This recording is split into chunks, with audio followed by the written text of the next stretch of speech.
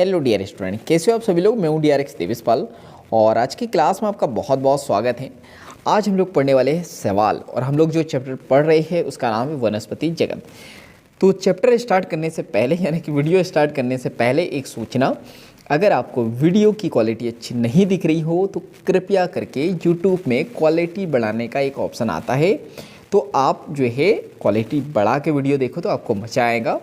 थोड़ा सा नेट खर्च होगा लेकिन पढ़ाई में मज़ा आएगा। तो चलिए स्टार्ट करते हैं सवाल। तो सवाल क्लोरोफिल युक्त, ये याद रखना सवाल कैसे होते हैं, क्लोरोफिल युक्त यानी क्लोरोफिल इसमें पाया जाएगा। क्लोरोफिल क्यों होता है? फोटोसिंथेसिस के लिए यानी कि प्रकाश संश्लेषण के लिए, और सवाल तो करते हैं प्रकाश संश्लेषण। सरल होते हैं, थैलाइड होता है। थैलाइड का मतलब क्या होता है? ये इस टाइप से मतलब एक थैली के रूप में, ऐसा नहीं, ऐसा जो है एक थैली के रूप में, मतलब किस भी आकार में रहेगा, किसी भी आकार में, तो एक थैले के रूप में रहता है जिसको झोला बोल सकते हैं हम लोग। तो ये याद रखना, मतलब मैं तो झोला बोल देता हूँ। स्वपोषी होते हैं यानी स्वयं का पोषण जो है स्वयं ही बनाते हैं। देखो क्लोरोफिल है ना, फोटोसिंथेसिस करते हैं। तथा मुख्यतः ये जलीय होते हैं यानी अधिकतर ये जल में ही रहते हैं, और अलवणीय जल में भी रहते हैं और समुद्र के जल में भी, ये दोनों में रहते हैं, दोनों में रहने वाले जीव हैं।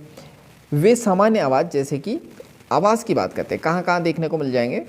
तो नम युक्त पत्थरों में देखने को मिल जाएंगे, मतलब जहाँ पे ऐसे पत्थर जहाँ पे नमी होंगी तो वहाँ पे। अच्छा, शैवाल का मतलब समझे क्या?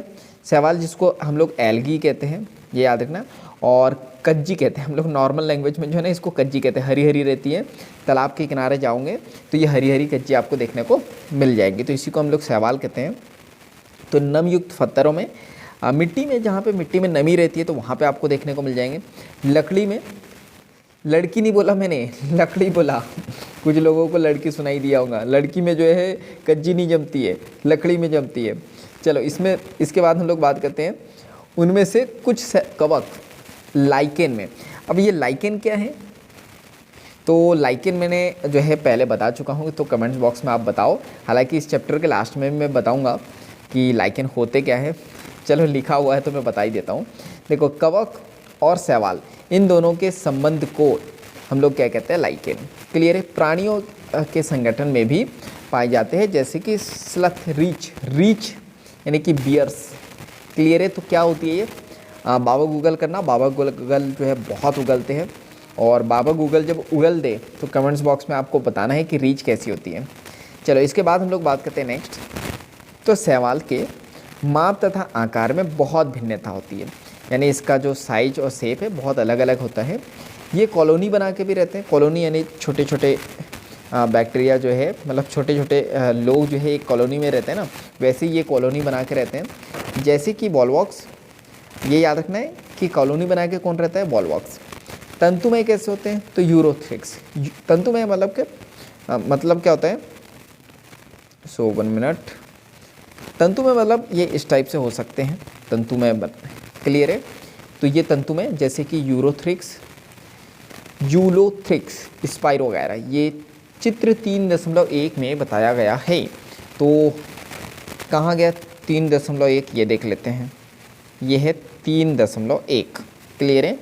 तो इस पे आएंगे हम लोग, पहले हम लोग पढ़ लेते हैं, फिर ये सारे डायग्राम भी देखेंगे हम लोग। चलो तो आगे देखते हैं हम लोग कहाँ पहुँचे हम लोग। हाँ, 3.1 में देखेंगे। इसमें से कुछ शैवाल जैसे कि कैल्प बहुत ही विशालकाय होते हैं। तो ये याद रखना है, आप सब कई बार पूछ लेते हैं सबसे बड़ा शैवाल का नाम बताओ, तो ये कौन सा होगा? कैल्प। तो बहुत ये विशालकाय है ना, बहुत बड़ा होगा, ये याद रखना है। इसके बाद शैवाल कायिक, अलैंगिक तथा लैंगिक जनन करते हैं। कायिक जनन क्या होता है? तो कायिक जनन यानी विखंडन वगैरह सारी चीज़ आ जाती है इसमें। और अलैंगिक जनन जिसमें अलैंगिक जनन जिसमें एक जनक भाग लेते हैं, और लैंगिक जनन क्या होते हैं? जिसमें 2 विपरीत जनक भाग लेते हैं। इसके बाद बात करें तो कायिक जनन, जैसे मैंने बताया ना आपको, कायिक जनन जो है विखंडन विधि द्वारा होता है। इसमें प्रत्येक खंड से थैलस बन जाता है। ठीक है?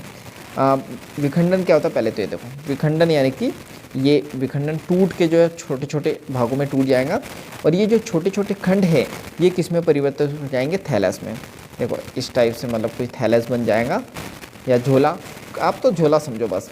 ठीक है? उसी को हम लोग थैलस कहते हैं, आगे बताऊँगा थैलस क्या होता है। तो ये है थैलस। ठीक है? इसके बाद हम लोग यहाँ पे बात करते हैं तो अलैंगिक जनन। विभिन्न प्रकार के बीजाणुओं द्वारा होता है। ठीक है, तो अलैंगिक जनन किसके द्वारा होगा? ये बीजाणुओं के द्वारा होगा। सामान्यतः ये बीजाणु जूस्पोर होते हैं। ठीक है, तो ये याद रखना, बीजाणुओं को क्या कहते हैं हम लोग? जूस्पोर।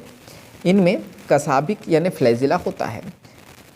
फ्लैजिला का मतलब क्या है? जैसे ये बीजाणु और ये क्या होता है? फ्लैजिला। फ्लैजिला किसके लिए होता है? ये होता है गति के लिए। क्लियर है? यानी एक जगह से दूसरी जगह पर जाने के लिए, तो इसको जूस्पोर कहते हैं। इसमें कसाबिका यानी कि फ्लैजिला होता है और ये चलायमान होते हैं। ठीक है, यानी चल सकते हैं, मैंने बोला गति के लिए होते हैं। और अंकुरण के बाद इनमें पौधे बन जाते हैं। क्लियर है? तो ये जो याद रखना है, जो इस जूस्पोर है या बीजाणु है, जब इसमें अंकुरण होगा तो क्या बनेंगे? पौधे बनते हैं। लैंगिक जनन में 2 युग्मक संलयित होते हैं। ठीक है, तो कितने लैंगिक जनन में कितने युग्मक मिलेंगे? 2।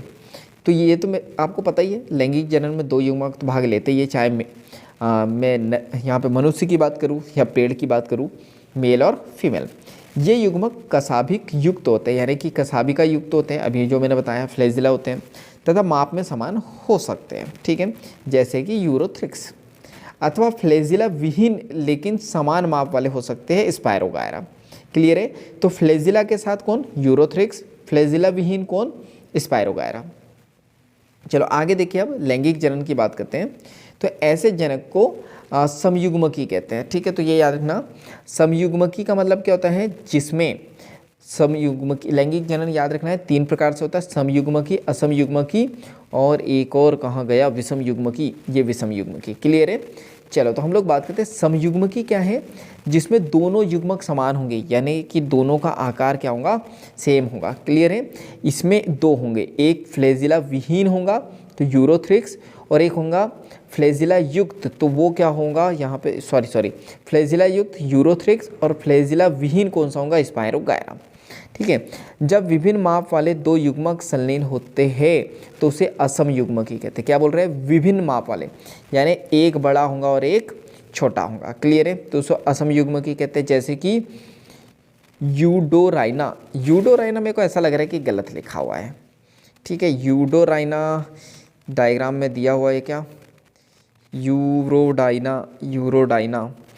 चलो, तो यहाँ पे भी नहीं दिया है, तो आप एक बार इंग्लिश एनसीईआरटी से जो है ना ज़रूर देख लेना। मुझे ऐसा लग रहा है कि वो गलत लिखा हुआ है। ठीक है, क्योंकि कुछ तो गड़बड़ है दया ऐसा मुझे जो है फील हो रहा है। तो ये जो है यूडोराइना नहीं, यूरोडाइना ऐसा कुछ है ये। ठीक है, तो ये मेरे को ऐसा लग रहा है कि ये गलत लिखा हुआ है, तो एक बार आप चेकआउट कर लेना।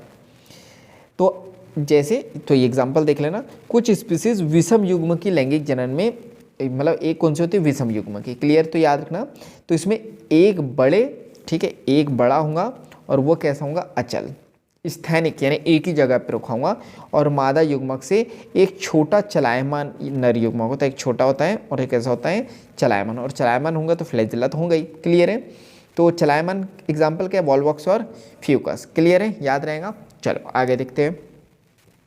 इसके बाद हम लोग यहाँ पे बात करते हैं, तो शैवाल वर्ग तथा उनके महत्वपूर्ण गुणों का सारांश तालिका में दिया गया है। तो तालिका को देखेंगे हम लोग तारीख निकाल के चलो, तो तालिका को मतलब अभी की तारीख में ही देखेंगे हम लोग। मनुष्य के लिए शैवाल बहुत उपयोगी है। क्यों उपयोगी है? क्योंकि पृथ्वी पर प्रकाश संश्लेषण के दौरान कुल स्थिरीकृत कार्बन डाइऑक्साइड का लगभग आधा भाग शैवाल स्थिर करते हैं। देखो, अब यहाँ पे समझो, पृथ्वी पर प्रकाश संश्लेषण होगा, ठीक है, कौन करता है? पेड़ करते हैं। तो चलो, मैं यहाँ पे पेड़ की बात नहीं करता, यहाँ पे मैं शैवाल की बात करता। ठीक है, तो यहाँ पे प्रकाश संश्लेषण ये भी करेंगे के दौरान, देखो प्रकाश संश्लेषण जब होता है ना तो CO2 की ज़रूरत होती है। क्लियर है? प्रकाश संश्लेषण एक तो लाइट के प्रेजेंस में होता है, ठीक है, लाइट के प्रेजेंस में, और किसके प्रेजेंस में? CO2 के प्रेजेंस में। क्लियर है? तो CO2 को जब ब्रेकडाउन होगा, क्लियर है, CO2 का, तो क्या बनेगा? कार्बन डाइऑक्साइड का स्थिरीकरण होगा, स्थिरीकृत यानी कि फिक्सेशन जिसको हम लोग कहते हैं। तो क्या होता है? फिक्सेशन जब होता है ना, तो तो ये क्या बोल रहे हैं, पृथ्वी पर जितना भी मतलब प्रकाश संश्लेषण होता है उसका आधा भाग कौन करता है, शैवाल। क्योंकि पूरी पृथ्वी पर सबसे ज़्यादा ये पाए जाते हैं शैवाल, क्योंकि छोटे होते हैं। क्लियर है, तो ये याद रखना है 50% मतलब पृथ्वी पर जितना भी प्रकाश संश्लेषण हो रहा है उसका 50% यानी आधा भाग कौन स्थिर करते हैं, शैवाल। किसको, CO2 को। और CO2 को स्थिर करेंगे तो क्या क्या मिलेगा, ग्लूकोज मिलेगा और ऑक्सीजन मिलेंगे। क्लियर है, ये क्यों बता रहा है, आगे लिखा हुआ है। चलो आगे हम लोग बात करते हैं। तो प्रकाश संश्लेषी, तो चलो आगे थ्योरी पढ़ते हैं। प्रकाश संश्लेषी जीव होने के कारण शैवाल अपने आसपास के पर्यावरण में घुलित ऑक्सीजन का स्तर बढ़ा देता है। अभी मैंने बताया 50% फोटोसिंथेसिस ये कर रहा है, प्रकाश संश्लेषण कर रहा है। तो CO2 का जब फिक्सेशन करेगा, ये स्थिरीकरण करेगा, तो O2 भी तो बनेंगी। क्लियर है, तो वातावरण में O2 का लेवल ये बढ़ा देता है। ये ऊर्जा के प्राथमिक उत्पादक होने के कारण बहुत महत्वपूर्ण है। देखो ये छोटे हैं तो सबसे ज़्यादा फोटोसिंथेसिस यहीं हो रही है, पहली बार यहीं हो रही है। तो याद रखना प्राथमिक जो उत्पाद है होने के कारण ये महत्वपूर्ण है। हमको भोजन कहाँ से मिलता है, पेड़ों से ही। तो ये इसमें सबसे ज़्यादा फोटोसिंथेसिस होती है, तो ये याद रखना है प्राथमिक उत्पादक होने के कारण बहुत महत्वपूर्ण है। क्योंकि ये जलीय प्राणियों के खाद्य चक्रों का आधार है। यानी जो जल में जितने भी प्राणी हैं ना, उन सबको खाना कहाँ से मिलता है, ये शैवाल से मिलता है। पोरफायरा, लेमिनेरिया तथा सरगासम की बहुत सी स्पीसीज यानी कि प्रजातियाँ जो समुद्र की 70 प्रजातियाँ या स्पीसीज में से हैं, जो भोजन के रूप में उपयोग में लाई जाती है। ये याद रखना। कुछ समुद्री भूरे तथा लाल शैवाल बहुत ही अधिक कैरागिन यानी लाल शैवाल का उत्पादन करते हैं, जिनका उपयोग जो है व्यावसायिक उपयोग में किया जाता है। कई बार क्वेश्चन आते हैं वेरी इंपॉर्टेंट कि कौन सा शैवाल है जिसको जो है व्यावसायिक यानी बिजनेस के रूप में यूज़ किया जाता है, तो याद रखना है कैरागिन। क्लियर है। इसके बाद हम लोग यहाँ पे बात करते हैं जेलेडियम तथा ग्रेसिलेरिया। तो ये जेलेडियम और ग्लेसरेरिया की बात करें, ग्लेसिलेरिया टंग स्लिप हो जाती है, तो ये याद रखना है कि बायो की टर्मोलॉजी ऐसी है कि टंग स्लिप होती ही होती है। हाँ आप बहुत एक्सपर्ट हो तो शायद ना हो, लेकिन मेरी तो होती है। तो तुम भी पढ़ो, तुम्हारी भी टंग स्लिप होंगी, और होना ही चाहिए बायो में, तो अधिकतर होती है। चलो तो हम लोग बात करते हैं जेलेडियम और क्या याद रखोगे आप, जेलेडियम और दूसरा क्या है, ग्रेसिलेरिया। तो जेलेडियम और ग्रेसिलेरिया की बात करते हैं, मोस्ट इंपॉर्टेंट याद रखना है। इससे क्या होता है, तो इससे जो है अगार प्राप्त होता है। 1 मिनट याद रखना, क्या प्राप्त होता है, अगार प्राप्त होता है। अगार का क्या उपयोग है, मोस्ट इंपॉर्टेंट याद रखना है, जिसका उपयोग सूक्ष्म जीवों के संवर्धन यानी जो माइक्रोब्स होते हैं ना, सूक्ष्म जीव, उसका संवर्धन, उसको रखने के लिए जो है ये काम में आते हैं, तथा आइसक्रीम और जेली बनाने में। मुंह में पानी आया। चलो तो आइसक्रीम की बात करते हैं। देखिए जेली क्या होती है, मुंह में रख के वो घुल जाती है, लड़कियों को ज़्यादा पता होगा। तो अगर बॉयज़ हो तो लड़कियों को बोलो जेली लेके आए अपने लिए, आपकी फ्रेंड होंगी या आपकी सिस्टर होगी तो उनको बोलो आप, वो आपको जेली खिलाएंगी और आइसक्रीम खिलाएंगी। चलो इसके बाद हम लोग बात करते हैं करेला प्रोनाउंसिएशन सेम है तो याद होगा, करेले से याद रखने लेना। क्लोरेला तथा स्प्रूलाइना साइकिल की स्प्रिंग, तो उससे याद रख लेना। मोस्ट इंपॉर्टेंट याद रखना ये। तो यहाँ पे तो आप ये याद रखोगे, क्या याद रखोगे, क्लोरेला और स्प्रूलाइना। क्यों याद रखोगे, क्योंकि ये एक कोश की शैवाल है। ठीक है, एक कोश की शैवाल है, ये याद रखना है। उससे भी ज़्यादा आपको ये याद रखना है कि यहाँ पे जो है इसमें प्रोटीन की जो है प्रचुर मात्रा देखने को मिलती है। जहाँ तक कि इसका उपयोग वेरी वेरी इम्पॉर्टेंट, तो ये याद रखना, इसका उपयोग कहाँ कहाँ करते हैं, तो ये याद रखना है, इसका उपयोग जो है अंतरिक्ष यात्रियों भी। एक तो ये जो है ना बड़ा डिस्टर्बेंस है सोशल मीडिया का। चलो तो हम लोग बात करते हैं, जहाँ तक कि इसका उपयोग अंतरिक्ष यात्री भी भोजन के रूप में करते हैं। तो मोस्ट इम्पॉर्टेंट याद रखना है कि यहाँ पे क्लोरेला स्प्रूलाइना में प्रोटीन की बहुत ज़्यादा मात्रा पाई जाती है, जिसका उपयोग अंतरिक्ष यात्री करते हैं भोजन के रूप में। क्लियर है। शैवाल 3 प्रमुख भागों में विभक्त किया जाता है, क्लोरोफाइसी, फियोफाइसी, रोडोफाइसी। क्लियर है। तो ये 3 कैटेगरी हम लोगों को शैवाल में देखनी है। उससे पहले हम लोग क्या देखने वाले हैं, उससे पहले जो है ये टेबल हम लोग जब तीनों देखेंगे ना, क्या देखेंगे? क्लोरोफाइसी, फियोफाइसी, रोडोफाइसी, तब देखेंगे। अभी नहीं देख रहे हम लोग इस टेबल को। हाँ, इस टेबल को जरूर देखेंगे हम लोग। क्लियर है? तो शैवाल की बात करते हैं।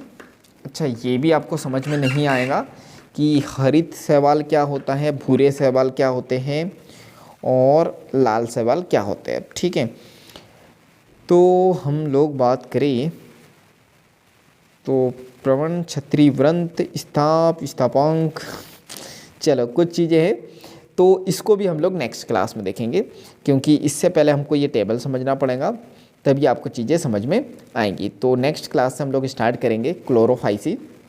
चलो, तो जल्दी से आप लोग वीडियो को लाइक कर दो और मुझे कमेंट्स करके बताओ क्लास समझ में आई होंगी तो आपको यस टाइप करना है कमेंट्स बॉक्स में। और इस वीडियो को ज़्यादा से ज़्यादा शेयर कर दो, क्योंकि जब हम दूसरों की हेल्प करते हैं तो ये नेचर हमारी हेल्प करता है। चैनल पर नए हो तो जल्दी से सब्सक्राइब कर दो, बेल आइकन को दबा दो, ताकि ऐसी वैल्यूबल वीडियो की नोटिफिकेशन सबसे पहले आपको मिलते रहे। तो चलो, बाकी हम लोग मिलेंगे नेक्स्ट क्लास में, इसी तरह हंसते हुए, मुस्कुराते हुए, जीवन का इसी तरह आनंद लेते हुए, थोड़ी मेहनत करते हुए और अपने लक्ष्य को आकर्षित करते हुए। चलो, तो बाकी हम लोग मिलेंगे नेक्स्ट क्लास में। जब तक के लिए thank you, bye bye and go for success.